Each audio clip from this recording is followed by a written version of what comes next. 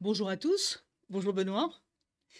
Alors, avant de recevoir Benoît qui a la gentillesse de venir nous voir le 1er mai, et ça tombe bien parce que je crois qu'il y a Roland Garros qui démarre bientôt. Le 26 mai. Voilà, bah donc on postera ce podcast que nous enregistrons aujourd'hui, on le postera début du mois de mai pour que vous puissiez en bénéficier rapidement. Voilà. Alors avant que Benoît nous raconte son parcours et pourquoi il est là, parce qu'il y a une vraie motivation dans cette chaîne, c'est d'aider les jeunes à trouver leur voie professionnelle ou au moins des phases professionnelles sympathiques qui les occupent pleinement, pour qu'ils soient épanouis. On précise que ATL, Allo Tata Lolo, est une chaîne justement d'orientation et de propositions professionnelles en présentation de plusieurs métiers, qui soient des plus traditionnels aux plus émergents, en passant par les métiers artistiques et artisanaux. D'accord. L'idée étant de faire un maximum de crush pro entre vous, alors les crush pro entre vous, parce que j'ai parlé trop vite, et le métier de nos invités. Voilà, c'est pour ça qu'on est là aujourd'hui. Toujours aussi motivé. Benoît, t'es prêt? Ouais. Bonjour Laurence, bonjour à tous. Je suis prêt. Il m'a l'air au taquet, je vais lui laisser la parole. Et il va nous, toujours la question traditionnelle, répondre à la question. Benoît, bonjour, qui es-tu? Et que fais-tu de sympathique et positif sur cette planète? Écoute Laurence, déjà merci de m'accueillir. Bonjour à tous.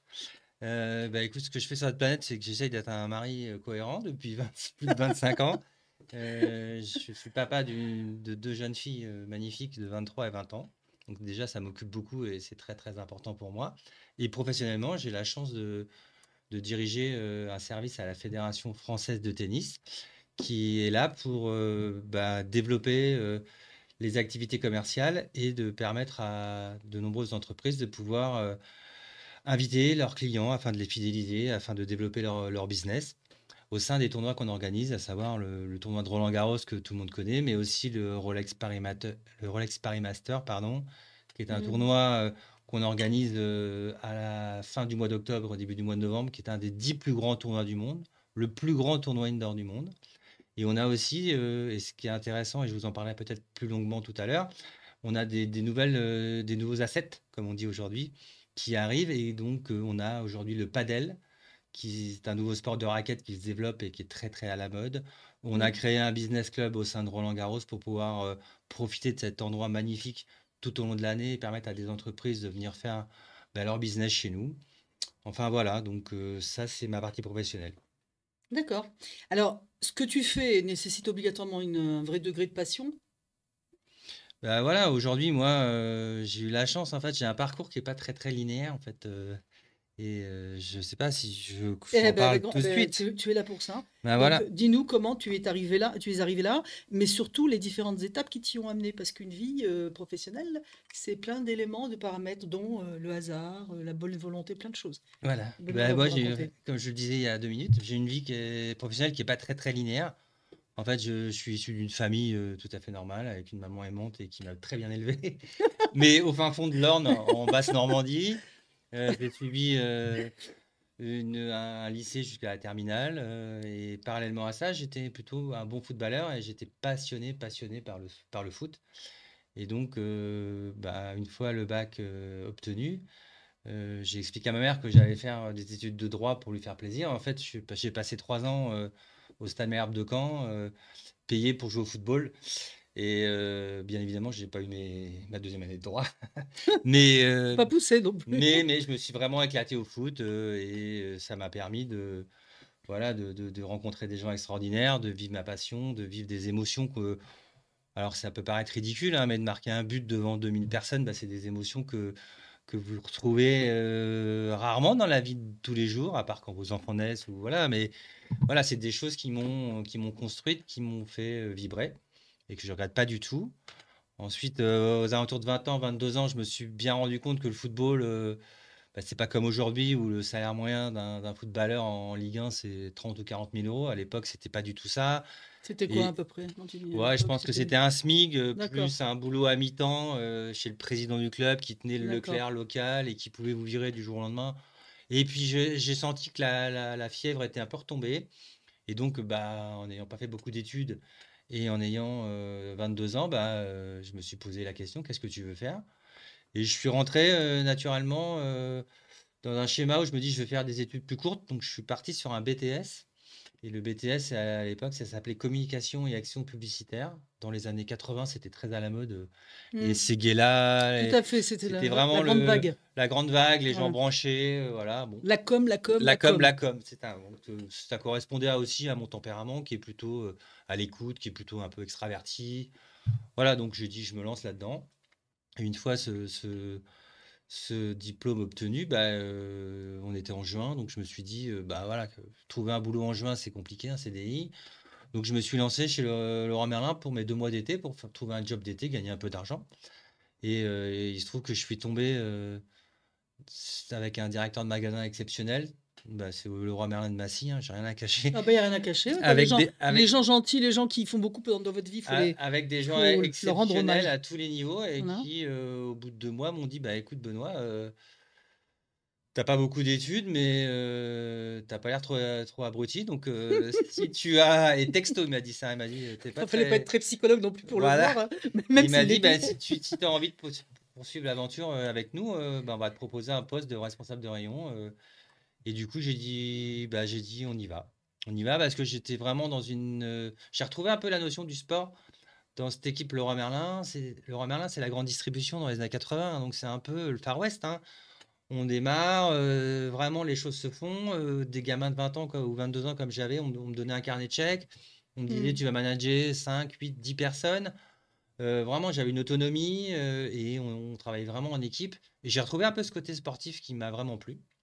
Et du coup, j'ai passé 10 ans chez Leroy Merlin en commençant comme stagiaire jusqu'à chef de secteur, chef de département.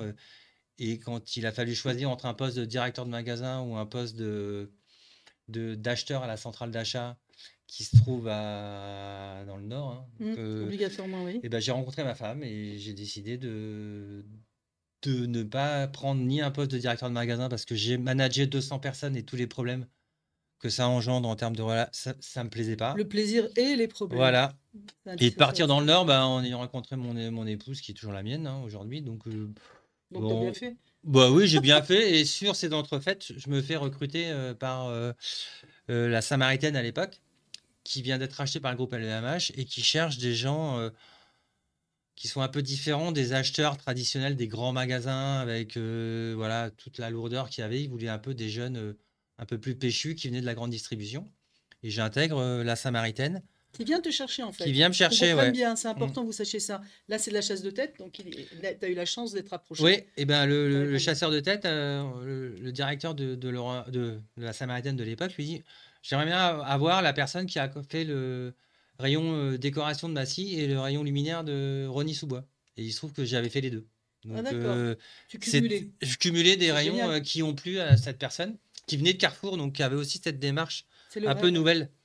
Et bah, je suis rentré à la Samaritaine, donc là, dans un univers complètement différent, un peu moins le Far West, mais avec le groupe LVMH qui venait de racheter, donc des process complètement différents, un peu moins Mhm. de liberté, des stylistes qui viennent vous conseiller, donc voilà, un travail d'acheteur un peu différent.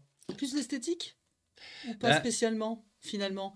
bah après, c'était des sélections par rapport aux gammes, en fait, on voulait se Ouais. positionner sur des gammes beaucoup plus modernes, beaucoup plus design, Mm. et on délaissait un petit peu les produits plus, je disais, traditionnels. Traditionnel, Ouais, ouais. donc, bah, dans le luminaire, c'est tout ce qui est bronze, style hollandais, choses comme ça. On mettait de côté, ça faisait un peu D'accord, ringard pour d'accord, LVMH. d'accord. Et on se dirigeait plus vers des designers italiens, des stars comme en France, des choses comme ça.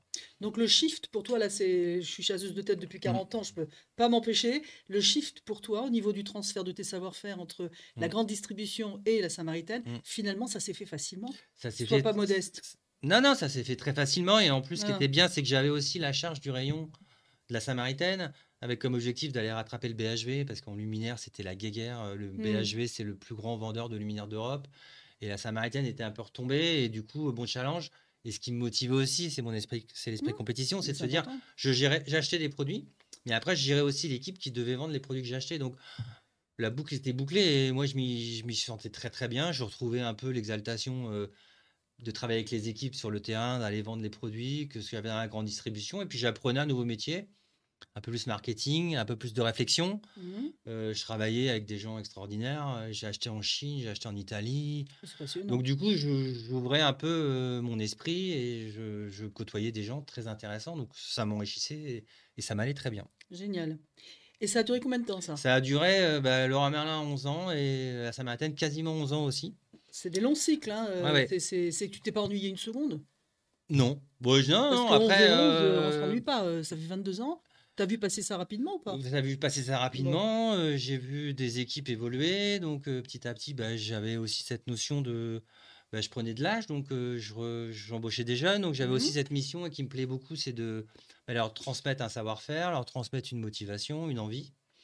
Et de les voir grandir, ça m'enrichissait aussi, au-delà bien du sûr. chiffre d'affaires que je pouvais faire, de voir des jeunes qui étaient restés 3 4 ans dans mes équipes et qui étaient demandés soit au bon marché, dans une autre enseigne du groupe. Je trouvais ça valorisant pour moi, Bien sûr. alors que plein de gens râlent quand on leur pique quelqu'un de leur équipe parce qu'il faut retravailler. Moi, j'étais ravi pour eux et j'ai jamais bloqué personne. Et je C'est trouve, un et je très trouve que bon c'est concept. vraiment et je vous raconterai aujourd'hui, c'est encore plus vrai parce que j'ai encore pris un peu d'années. Et voilà, faire réussir les équipes et faire grandir des gens, c'est aussi ce qui me passionne aujourd'hui. Ça nourrit, c'est gratifiant, mais c'est très beau, c'est une Oui, puis dimension importante. à un certain âge de la vie, c'est important Bien de sûr, retransmettre, de former, de donner ce que d'autres personnes ont pu me donner. Donc, je trouve ça très intéressant. bien sûr. Donc, 10-11 ans, la Samaritaine. Mmh. La Samaritaine ferme.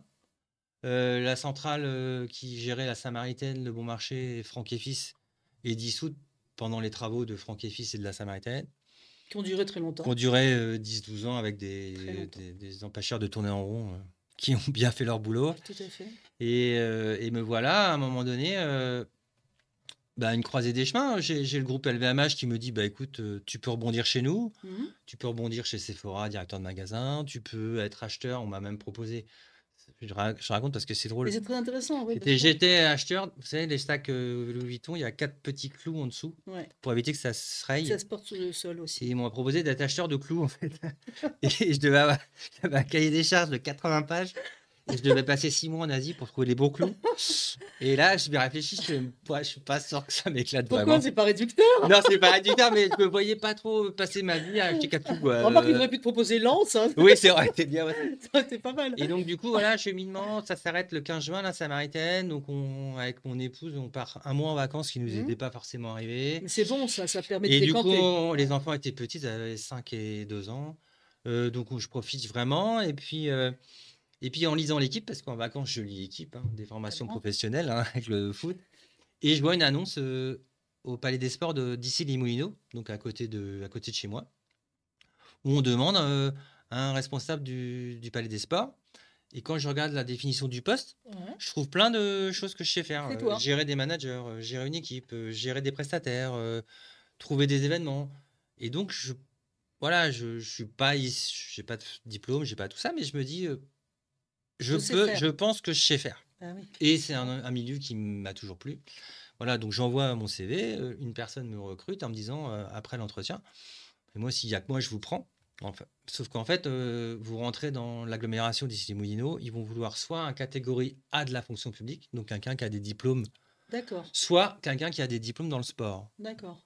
Et moi, j'avais... Obligatoire pour ce poste, c'est Oui, obligatoire. en fait, il sait très C'est la bien. condition, La personne me dit, vous pourrez tout à fait convenir, mais je pense que ça passera pas au-dessus parce que c'est bien qu'elle te l'ait il dit. faut ça et ça. Ouais. Et donc, ça chemine dans ma tête. Je me dis, mince, c'est quand même un job qui m'aurait plu. Et sur les entrefaites, je décide avec mon épouse qui me pousse vraiment en me disant, vas-y, avec ton sport, tu nous fatigues depuis 25 ans. Ah bah, c'est génial. N'hésite pas à y aller. Et donc, je décide de reprendre mes études à 41 ans. Et je suis accepté grâce à une VAE Ouais. et à une directrice de master à l'université de Créteil, adorable, avec qui on a pu discuter. On a le même âge, donc c'est bien passé. Elle a senti mes motivations. Et donc, avec Bravo. une VAE, malgré mon BTS, j'arrive à rentrer en master 2. D'accord. Et me voilà parti. Et tout ça financé par la Samaritaine, donc dans des belles conditions. Je veux Mmh. dire, c'est pas si facile. Mmh. Tout le monde me dit, ouais, c'est courageux. Ok, c'est courageux, mais j'avais aussi l'environnement qui faisait que je mettais pas en risque ma Bien famille sûr, bien sûr. financièrement parce C'est que génial ça. mon salaire a été toujours versé. Et j'avais 11 mois pour me refaire une situation. Conditions optimales, c'est Conditions vrai. Faut optimales. reconnaître C'est que important. ah bah, c'est très Parce que c'est bien d'avoir du courage, faire mais les si tu choses. mets en cause plein de choses, là, c'était bien. J'étais tout à fait à l'aise. Et ce qui m'a permis aussi de le faire de façon ben, efficiente, spontanée et de se dire, bah voilà, t'as rien à perdre là. Vraiment, t'as rien à perdre. C'est vrai. Donc vas-y, C'était va vrai. à fond de ton truc et lâche-toi. Et donc voilà, je suis rentré le 2 novembre et je suis ressorti le 19 janvier de mon Master 2. Donc je suis allé à tous les cours. Donc j'ai vu. Tu dis ça comme si c'était Bah, pas obligatoire. c'était à... Aujourd'hui, c'est vrai que ça ne Non l'est mais plus. c'était à Lieusaint, hein, donc c'était très très loin derrière, dans le fin fond de l'Essonne. Ah, d'accord. Et j'y allais tous les jours. Et du coup, j'ai bien connu les étudiants. Et donc, on a pu sympathiser, créer des liens. J'ai Super. pu parler avec tous les professeurs qui avaient le même âge que moi, hein, et qui me disaient, qu'est-ce que vous faites là en fait? Ils ne comprenaient pas bien. Donc, je leur ai expliqué mon truc, mon schéma, pourquoi je le faisais. Et ce qui fait que je suis sûr que quand à l'examen, ça va aller vite, ils m'ont mis 10. Et que les jeunes qui étaient là, je me souviens la phrase, on est un groupe de 4. Je crains le pire. Non, non, mais on devait travailler, tu sais, en Master 2, on doit Oui, en rendre groupe. des dossiers, et donc on travaille en groupe. Et il me faisait, mais Benoît, occupe-toi de tes filles, rentre chez toi, on met ton nom, t'inquiète pas. Bah Ça, ouais, des c'est... jeunes qui ont compris aussi ma motivation, et bah voilà, je devais être assez sympathique. Et du coup, bah, il se trouve que le 19 janvier, j'ai eu mon Master 2 et j'ai pu me consacrer à l'écriture d'un mémoire tout en cherchant un stage. D'accord. Et voilà. Et là, bah, il se trouvait que je connaissais quelques personnes et que du coup, je me suis retrouvé convoqué par le directeur général de la Fédération française de tennis à l'époque, qui s'appelait Jean-Claude Blanc. Ça vous parle peut-être, les jeunes, parce que Oui, bah Jean-Claude oui, Blanc, après, il bien a sûr. fait président de la Juventus, directeur général du PSG. Et aujourd'hui, il est directeur général de INEO, donc c'est Manchester United, c'est l'OGC Nice en foot, c'est Ouais, c'est l'équipe de énorme. vélo. C'est un garçon qui, à 28 ans, était directeur marketing des Jeux Olympiques d'Albertville, le bras droit de C'est Jean-Claude génial. Killy. C'est génial. Donc j'ai toujours eu, voilà, comme chez Leroy Merlin, je tombe sur un directeur qui est génial, qui me dit, bah, écoute Benoît, nous on est ravis de participer à ta reconversion. Déjà, il dit ça, waouh, ouais, écoute, c'est gentil. Donc, Hmm. soit je peux te faire faire un stage classique dans chaque service, tu passes un mois pour comprendre comment fonctionne la Fédé. Soit j'ai un challenge. On est en train de développer et d'essayer de monter un service commercial D'accord. pour promouvoir notamment le Rolex Paris Master, qui est le deuxième tournoi qu'on organise, D'accord. mais aussi pour développer le chiffre d'affaires sur Roland Garros, parce qu'aujourd'hui, on est structuré un peu à l'ancienne avec des gens qui gèrent à la fois les prestataires, qui prennent les appels entrants. Enfin, on n'a pas de commerciaux spécifiques. Ouais, un vrai pool, Un vrai pool effectivement. commercial qui Ouais. va développer le chiffre d'affaires. Alors donc, c'était une création de poste. Bah, pour l'instant, je suis stagiaire. Donc, il me dit, Ouais, tu étais si stagiaire. tu es OK, D'accord. je te nomme D'accord. stagiaire, le plus vieux stagiaire de la Fédé de tennis. Ils n'ont jamais vu ça. Et le Les stagiaire, vétérans. il a 3 CDI à gérer. Ça, Ouais. c'est drôle aussi, Ouais, tu c'est vois. drôle. Oui, c'est drôle. Et tout ça pour 490 euros. Donc, il s'est retrouvé vraiment. Parce que l'indemnité de stage, c'était ça encore à l'époque, hein. Donc, tout bénef pour lui, parce qu'il a un chef de service à un moindre coût pour tester ce qu'il a Bien envie de sûr. faire.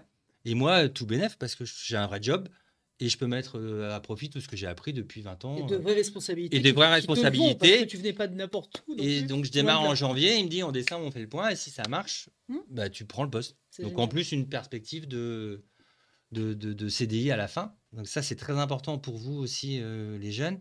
C'est de se dire, voilà, quand vous acceptez un stage long ou une alternance, regardez bien que ça soit dans un métier qui vous plaise, parce que beaucoup de CDI se font grâce à ce stage ou grâce à cette alternance.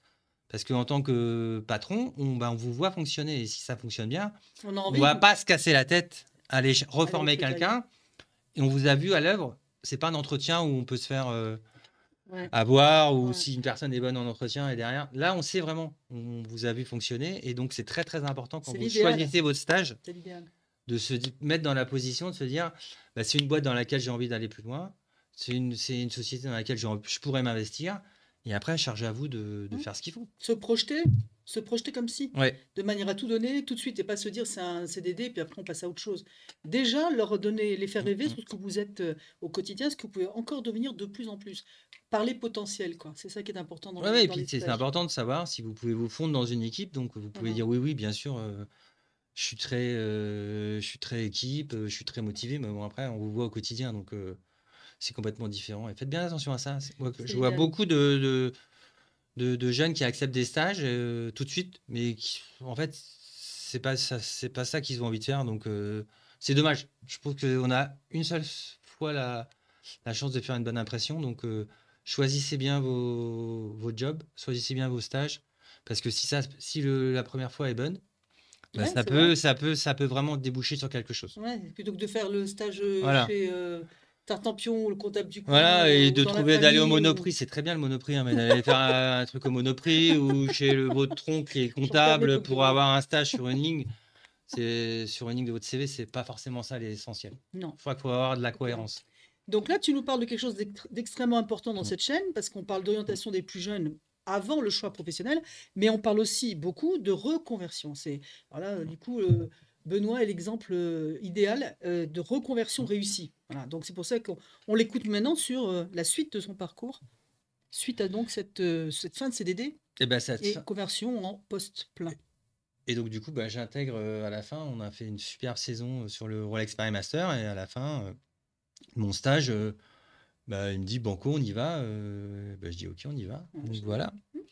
Donc j'intègre la fédération en tant que responsable du développement commercial des événements qu'on organise. Qu'est-ce qui me motive vraiment? Moi, bah, moi, je suis ravi parce que je trouve que déjà pendant 1 an et demi, pendant 1 an, j'ai formé des gens et j'ai développé un projet et c'est l'aspect développement qui m'intéresse vraiment. Et puis à un moment donné, là, on est devant un vrai challenge. Donc ça y est, on a le Rolex Paris Master à développer. On a déjà commencé, mais après, on a Roland Garros. Comment on fonctionne? Comment on fait? Faut tout créer en fait. C'est génial. Et c'est ça que je trouve génial, c'est C'est ce qui te que va le plus, ça. et j'avais la maturité pour le Mm. faire. À 25 Mm. ans, j'aurais pas su, mais là, à 40 ans, c'était génial parce que j'avais une certaine autonomie, j'avais la confiance de mes dirigeants Tu avais et la gestion des équipes que tu savais faire je parfaitement bien, savais gérer les équipes bien et sûr. j'avais pu m'entourer de gens de confiance qui adhéraient au projet et qui avaient du potentiel. Je savais, au jour d'aujourd'hui, ben, voilà, j'ai 4 personnes que j'ai eues pendant mes 10 ans à la mes 15 ans à la fédération. Un qui est directeur France des hospitalités des Jeux Olympiques de Paris. Un qui est mon homologue qui fait le même boulot que moi, mais au PSG. Un qui fait le même boulot que moi à l'Accor Arena. Et un qui fait le même boulot que moi à France Gallo, donc les hippodromes de Longchamp et d'Auteuil. Donc j'avais des Génial. gens qui avaient du potentiel et qui ont pu bah, partir après, voler de leurs propres ailes, mais j'avais une bonne team. Je crois que Ouais, c'est génial. j'ai eu la chance et après aussi un petit peu de talent de recruter des bonnes C'est ce que personnes, j'allais hein. dire. Bonne team, elle s'est pas montée toute seule, c'est toi qui l'as montée. Donc, Oui, oui, tu on es un en bon a, et il y en a recruteur. quelques-uns qu'on a dû sortir de l'équipe parce que ça correspondait pas. Mais voilà, j'ai eu des gens motivés qui ont adhéré au projet, qui m'ont suivi et qui m'ont cru. Et avec qui on se voit encore, ouais, 20 ans après. Ça fait 10 ans qu'ils travaillent plus ensemble et on bouffe ensemble tous les mois. C'est génial, c'est très Et gratifiant. dès qu'ils ont un problème, même perso, ils me posent la question. Donc Bien sûr. voilà. Le travail, ça engage également la personnalité, la vie privée. Quand on est avec des gens bien, on a envie d'aller plus loin, évidemment. D'où le fait qu'on revienne toujours ici sur le fait que le travail soit un moyen social très important, de sociabilisation. Donc le télétravail et des choses comme ça qui sont nécessaires aujourd'hui, c'est à doser intelligemment pour ne pas perdre sa sociabilisation. Le travail est le meilleur moyen aujourd'hui pour tout le monde de rencontrer d'autres personnes Absolument. dans des domaines Et extrêmement de divers et découvrir, variés. Bah d'être oui, par l'autre. d'être ouvert aux autres et de les écouter et de pas écouter ce qu'on nous dit sur les réseaux, ce qu'on nous dit sur les chaînes d'infos, ce qu'on nous dit à la télé, c'est de voir la vie en vrai et de se dire, bah voilà, j'écoute ce monsieur qui a une expérience de vie, qui a fait des choses, qui voilà, et ça Mmh, m'intéresse. mmh. Voilà. Ça, Ça, je c'est trouve très que c'est important. vraiment important Très de. important. On est tous différents, donc on a tous à apprendre des autres. Alors là, Benoît anticipe sur la dernière question que je lui pose toujours, c'est qu'est-ce que tu as envie de dire aux jeunes qui nous écoutent? Mais ça, je vous le Mais dirai tout à l'heure. il va vous le dire tout à l'heure. Par contre, ce que j'aimerais bien, c'est que tu nous dises ce que tu fais aujourd'hui Mm, mm. pour que les jeunes qui nous entendent là se disent, j'aimerais bien rejoindre moi l'équipe de Ouais. Benoît Lepont. Fais-les un peu rêver. Bah, moi, j'ai la chance, je vais commencer par là. Je ne vais pas vous expliquer mon quotidien dans 2 minutes, mais pas pour tout de suite. Je vais vous expliquer dans quel cadre je travaille. Enfin, je travaille avec une fédération.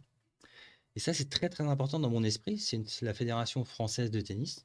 Donc déjà, on est une association loi 1901. Donc on ne travaille pas pour développer le portefeuille d'un actionnaire quel qu'il Privé. soit, Mmh. privé. Privé.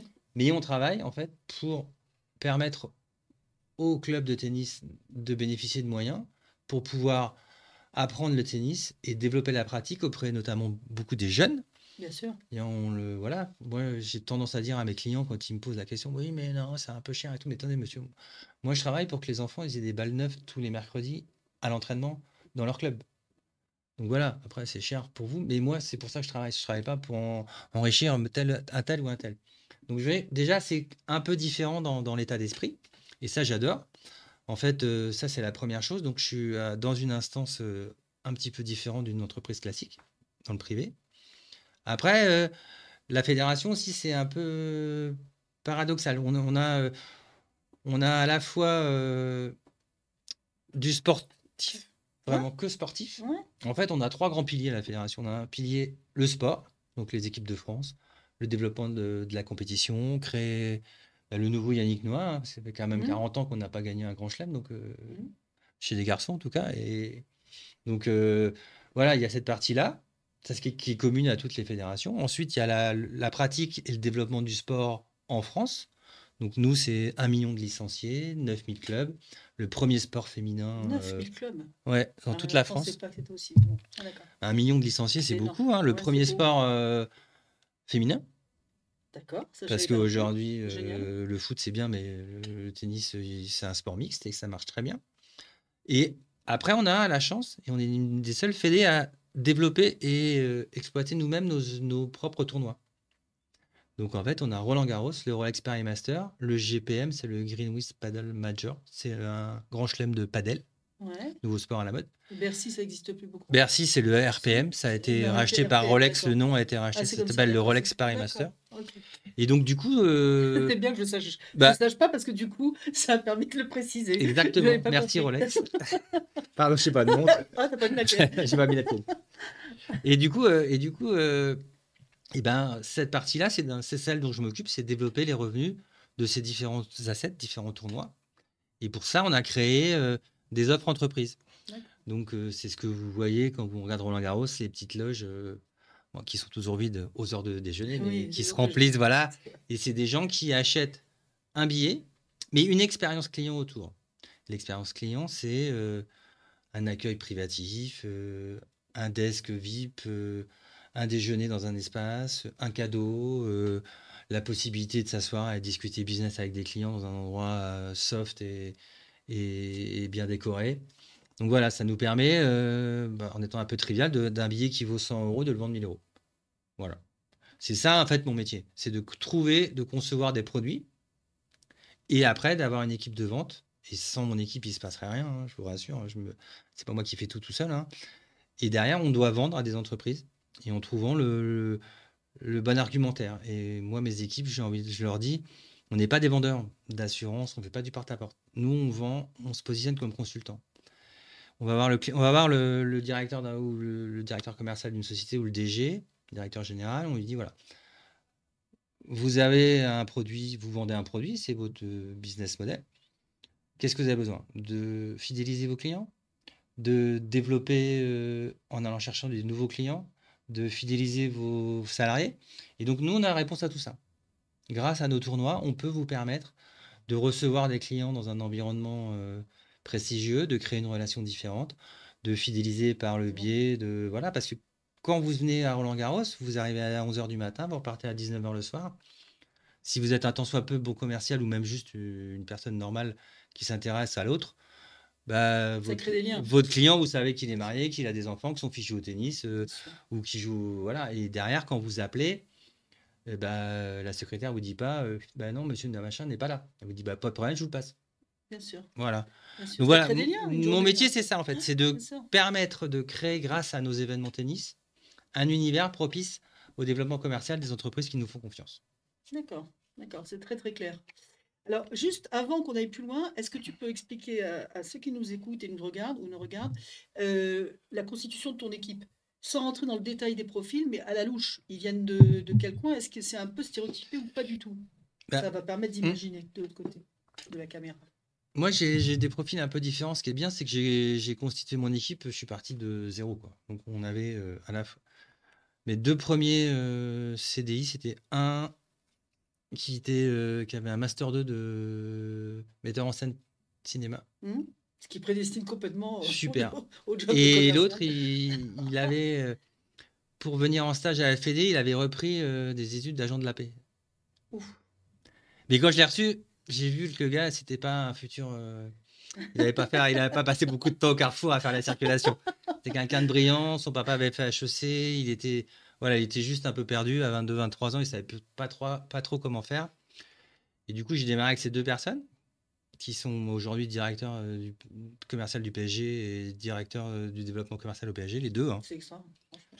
Et on est parti comme ça. Donc, au départ, pas vraiment, pas le truc classique. Je suis joueur de tennis, je suis fils, c'est ça, j'aime ça, je viens. Non. Et puis petit à petit, après, j'ai eu la chance de pouvoir prendre des stagiaires pour étoffer mon équipe, notamment pendant les événements.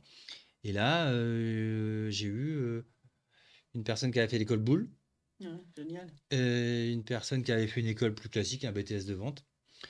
Et voilà, et ces gens-là, bah, on a réussi à accrocher, ils ont réussi à accrocher au projet. Et voilà, donc au départ, pas vraiment de stéréotypes. Je prenais Non, c'est ce que les je vois. gens et voilà, c'était plutôt la relation qu'on pouvait avoir et le potentiel que je sentais en eux qui faisait la différence. Au feeling. Au feeling. Au feeling essentiellement. Et aujourd'hui, bah, quand mon équipe est un peu plus staffée, donc je prends régulièrement, tous les ans, 2 ans, des nouveaux, hein, parce que les gens partent, ce qui est normal, hein, Bien sûr, c'est c'est la tout à vie, fait ils ça, font le 7-8 turnover. ans. Bien sûr. Ceux qui ont un gros potentiel, je ne vais pas leur laisser ma place, donc de toute façon, ils vont vite être bloqués.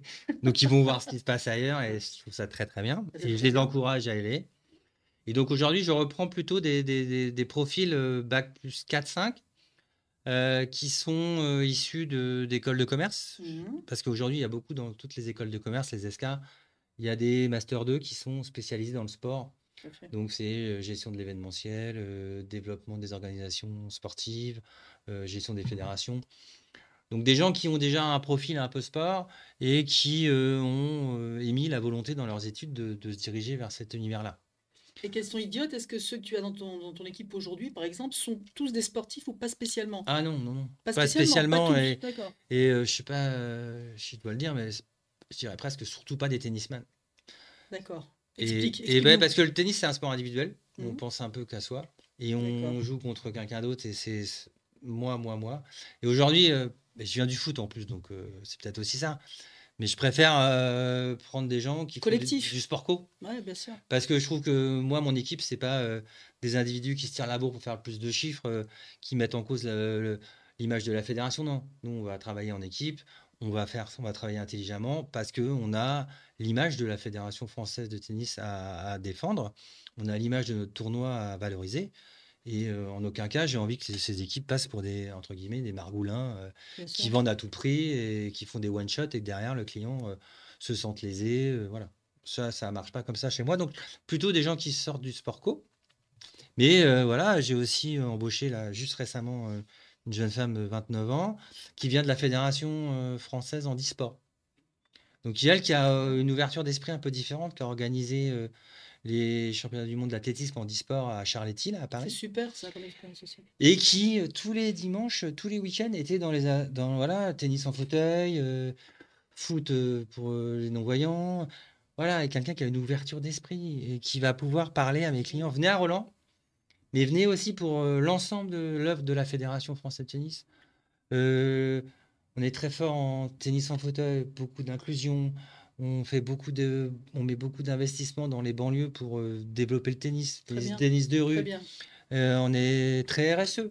On a envie d'être le premier tournoi du Grand Chelem à être zéro impact carbone, empreinte carbone. Empreinte, ouais, bien sûr. Voilà, on a une journée où on va tous manger vegan, que ce soit le grand public, les joueurs, les hospitalités, les gens qui payent 2000 euros, ils vont manger vegan parce que ça nous tient à cœur, parce que c'est important, parce que c'est le sens de l'histoire. Il y a des valeurs. Et donc des valeurs. Et donc cette jeune fille, elle n'était pas sportive de haut niveau, elle connaissait rien au tennis, mais j'ai trouvé dans l'entretien qu'elle avait ces valeurs-là et que pour nous, fédération, c'était important d'intégrer des gens comme ça. Très bien. Et ça fait combien de temps que tu es à la FFT maintenant? Je vais faire mon 20e Roland Garros là, Waouh, le 26 mai. c'est Ouais, beau. waouh. Alors, Ouais. on va, comme malheureusement on s'approche un peu de la fin de notre podcast, je voudrais encore poser quelques questions à Mm, mm. Benoît, et j'espère que ce sont celles que vous voulez lui poser. Sur ses 20 ans de carrière à la FFT, quel a été je sais qu'il y en a plusieurs, j'en suis sûre, mais ton plus grand moment d'émotion? Alors c'est pas professionnel, mais c'est pas grave. Hein. Bah vas-y. Moi, c'est mon kiff en fait quand je suis arrivé. Mon kiff c'était le matin de la finale. Comme j'ai mon badge, je peux accéder partout dans le stade en fait. C'est de me poser au bord du cours central et voir l'entraînement de Rafael Nadal. Je suis fan absolu, hein. Même on n'est pas mon grand-père espagnol, ça doit venir de là. Je suis fan T'as le absolu. droit. Il est arrivé en 2005 comme moi. S'il arrête cette année, je crois que j'arrête. Mais voilà. Il se trouve, Nadal, monsieur Nadal, si vous nous voilà, entendez. continuez un an ou deux, ça m'arrange. Et en fait, il se trouve que c'est les 80 ans de ma mère, le 22 mai, donc c'est dans la période de Roland Garros. Et elle a 80 ans, donc elle est née en 28, donc c'est en 2008. Ah, mais En 2008, 2008. oui, c'est ça, ouais. Et elle est fan de Nadal, elle est espagnole, elle regarde à la télé, elle est chez elle toute seule, elle regarde Roland Garros du matin au soir. Et j'ai fait plastifier un poster de Rafa Nadal et je lui demande pour ma mère, signe un truc. Et il sort de l'entraînement tout dégoulinant, vous voyez comment il est, voilà. Et il passe et en espagnol, je bredouille, je fais por favor, Rafa, para mi madre, C'est pas tatati des tata. mal. Et le gars, il fait ok, c'est bon, là je suis un peu transpirant, je vais me changer, je reviens. Moi, je fais ok, jamais il va revenir. C'est trop mignon, hein. Et 5 minutes après, il revient avec un t-shirt propre, il me dit alors, elle est où la photo de ta mère? Et voilà, ça c'est un truc, alors ça n'a rien à voir avec professionnel, mais C'est j'étais comme un touchant. enfant en fait. Ouais. Voilà, c'est un souvenir, voilà, ça c'est Money Can Buy. Je l'ai vécu C'est très beau. et je kiffe. Voilà. C'est très beau. Après, professionnellement, j'ai eu la chance voilà, de vivre Roland Garros. C'est quand même, faut que vous le sachiez, hein, c'est le plus grand tournoi du monde. C'est des taux d'audience télé équivalents à une Coupe du Monde de foot. C'est un événement mondial. On a 30% de nos clients qui viennent des US, du Brésil. Donc, je veux dire, j'ai cette chance-là et j'essaie de ne pas me blaser malgré les 20 ans, hein, en me disant, mais Benoît, tu viens du Stade Malherbe de Caen en foot et tu arrives, tu fais partie de l'organisation du plus grand événement tennis du monde, peut-être. Donc voilà, c'est ça aussi, c'est pas un Ouais, événement précis, à part l'anecdote de Nadal, mais si. c'est que je dois, et je me force, entre guillemets, à me dire, mais Benoît, tu ne peux pas te blaser. Ta chance, tu l'as tous les jours, en fait. Et t'es pas blasé. Je pense que c'est le fait d'avoir fait 20 ans. Il y a une forme de, un début de routine au bout de 20 ans, c'est très logique. Mais c'est pas Oui, blasé. Quand on t'écoute, on voit bien que t'es pas non, blasé du alors c'est tout. pas blasé, mais quand on arrive à la fin de Roland, on se dit, allez, faut on y retourne, quoi.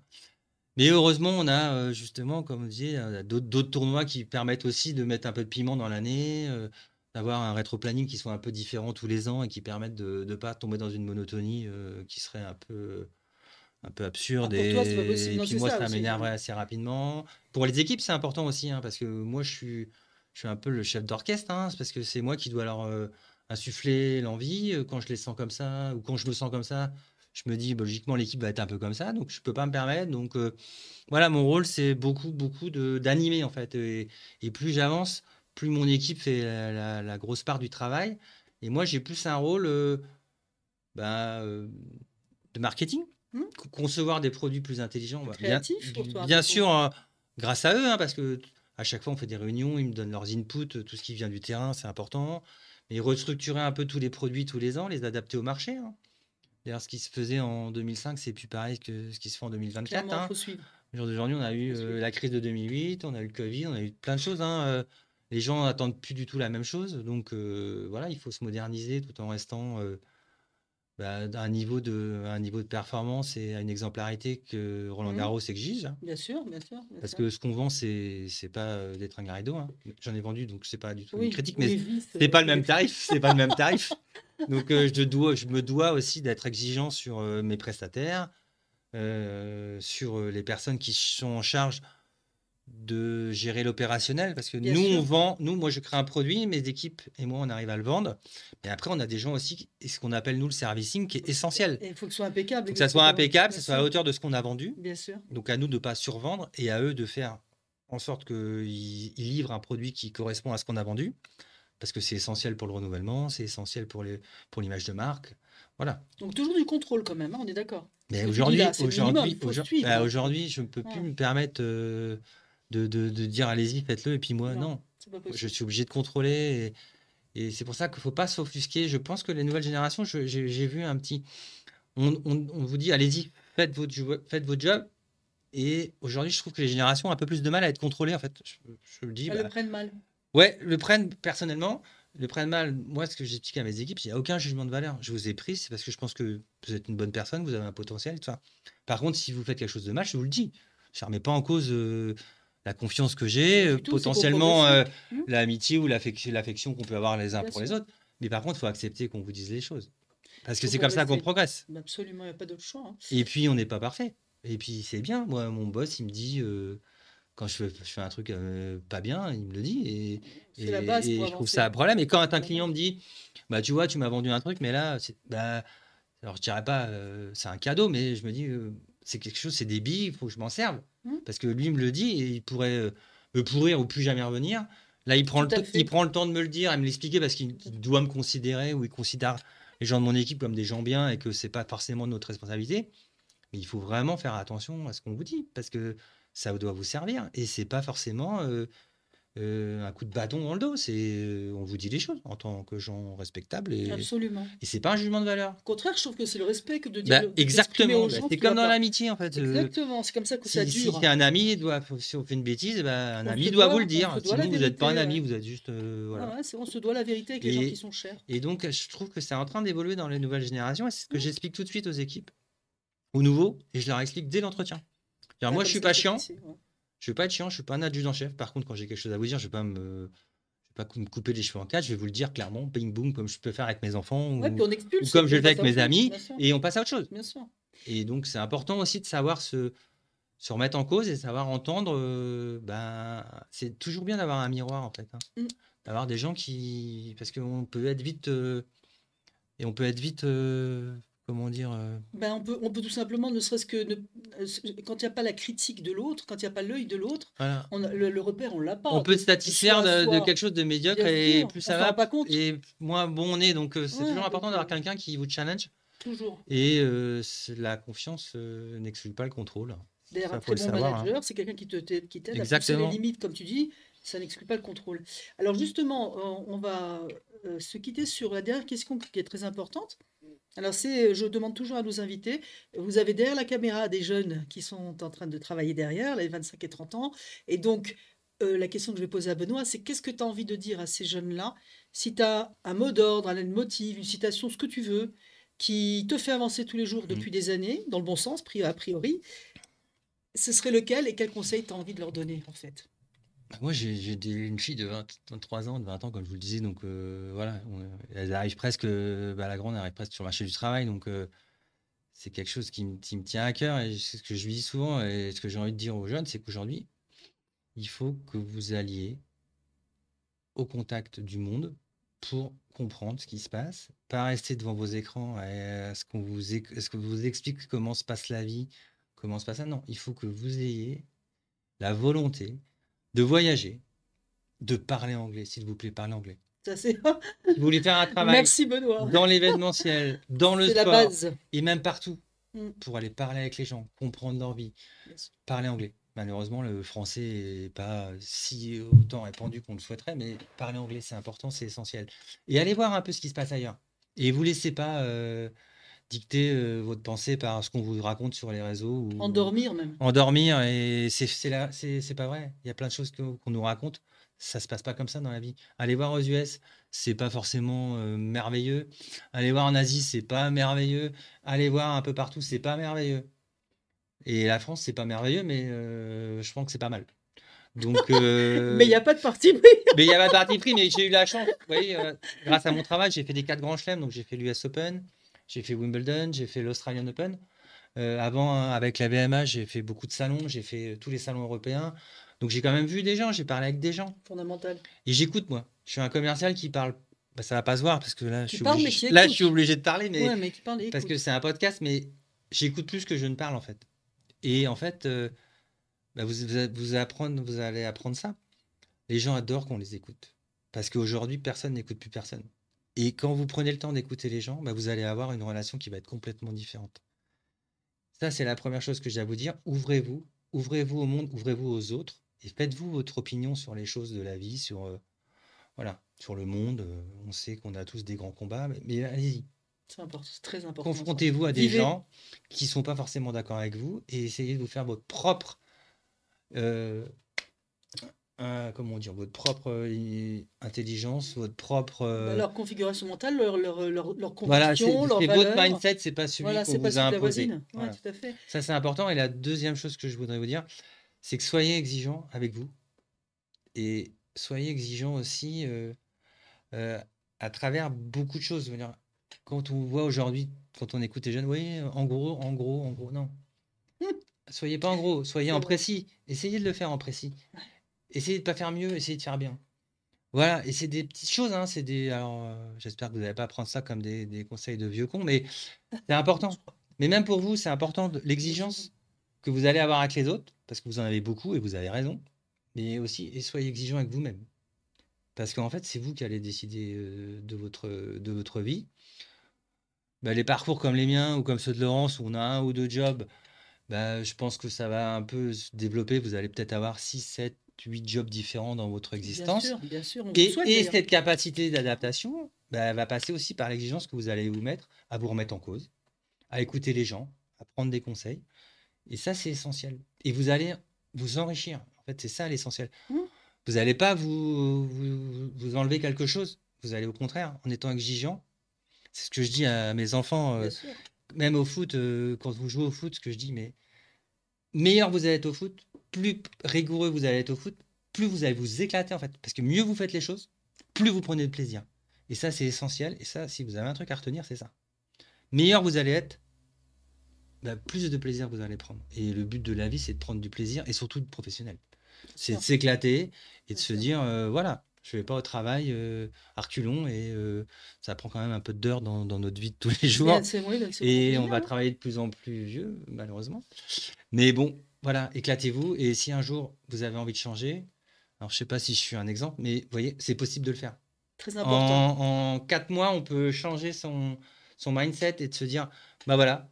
Alors moi, je l'ai fait dans de bonnes conditions, hein, je vous ai expliqué, mais même à un moment donné, Ah, mais tu l'as fait. qu'est-ce qu'on risque en France? Beaucoup ont peur On a de le le faire. chômage, on est couvert, Bien sûr. on part pas, voilà. Donc n'hésitez pas. Ça s'organise, une Voilà. reconversion, ça s'organise. Il y a d'autres pays où Bien ils n'ont sûr. aucune aide sociale ni rien. Nous, on peut, si on a la volonté, on peut changer rapidement.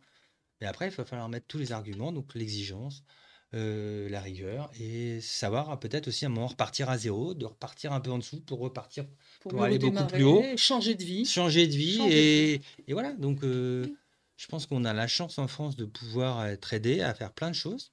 Il faut juste se dire, Faut foncer. allez, savoir ce que vous voulez dans la vie Faut et de se foncer. donner les moyens de ses ambitions, Tout à fait. tout simplement. Alors si, après tous ces très bons conseils, quelqu'un a envie de contacter Benoît Lepont, Voilà. il peut Bah, le faire voilà. si. Explique-nous qui peut te contacter Bah, et qu'est-ce que tu peux éventuellement faire pour eux, écoutez, sans engagement bien sûr, hein. écoutez, moi, vous allez avoir mes coordonnées, je pense, à la fin du podcast. Moi, je suis là, à la limite, si vous avez des questions, tout simplement. Dire, voilà, tiens, je m'oriente, je souhaite m'orienter vers tel truc, tel truc. Qu'est-ce que vous en pensez? Comment vous imaginez le monde du travail dans ce domaine-là? Bah, je peux vous donner mon expérience, ça sera que la mienne, mais je peux vous aider. Voilà. Après, si vous cherchez des stages, moi, j'ai une équipe, mais la Fédération française de tennis, c'est 400 personnes, hein. On cherche des gens Mhm. dans la com, dans le sportif, on cherche des ramasseurs de balles, on cherche des arbitres, on cherche des... Voilà. Bien sûr. Donc, si vous avez une envie, bah, n'hésitez pas, vous m'envoyez votre CV, on se passe un coup de fil, vous m'expliquez un peu ce que vous avez envie de faire, et moi, je transfère au RH. Et après, vous avez rendez-vous, c'est vous qui faites la différence, hein, je vous garantis pas. À vous de faire Je vous, l'essentiel. je vous garantis rien. Bien sûr. Si vous avez envie d'aller dans le foot, bah, comme je vous dis tout à l'heure, j'ai plein d'anciens collaborateurs qui sont au foot, au JO, au France Gallo, un peu partout. Donc, si vous avez envie, n'hésitez pas.